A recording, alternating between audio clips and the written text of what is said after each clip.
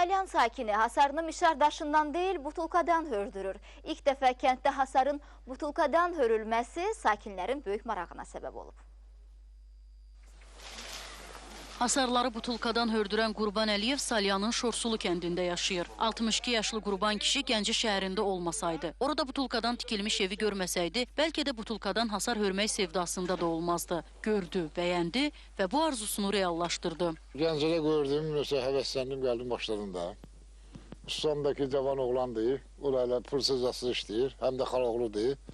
Kömək eləyir də, sağ olsun. Qurban Əliyev deyir ki, hasarı hördürməmişdən qabaq bir il şadlıq saraylarından butulka yığmaqla məşğul olub. İstədiyi qədər butulka yığdıqdan sonra ötən ildən etibarən hörgü işlərinə başlayıb. Onun dediyinə görə mişar daşına nisbətən butulka ilə hasar hördürmək çox-çox ucuz başa gəlir. Bunun üçün o evinin qarşısını, evin zirzəmisini butulkadan hördürüb. Hazırda evin arxa hissəsindəki hasarı da butulkadan hördürür. Bunun fərqi odur ki, ömürlü şey də xarab olmur, şey olmur. Pulsuz, ucuz başa gəlir, bir əziyyətli yığmaq.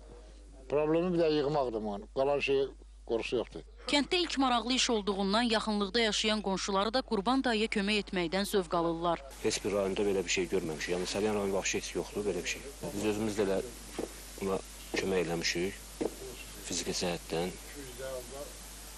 Bizim də xoşumuza gəldi ki, belə bir şey var. Hasarların hörgüsü zamanı 5000-dən çox butulka istifadə olunub. Hörgü işləri başa çatdıqdan sonra Qurban Əliyev yaxın vaxtlarda butulkadan evin tikintisinə başlayacaq. Bu onun ən böyük arzusudur. Aytən Sakit qızı, Vüqar Məlikov, Salyan.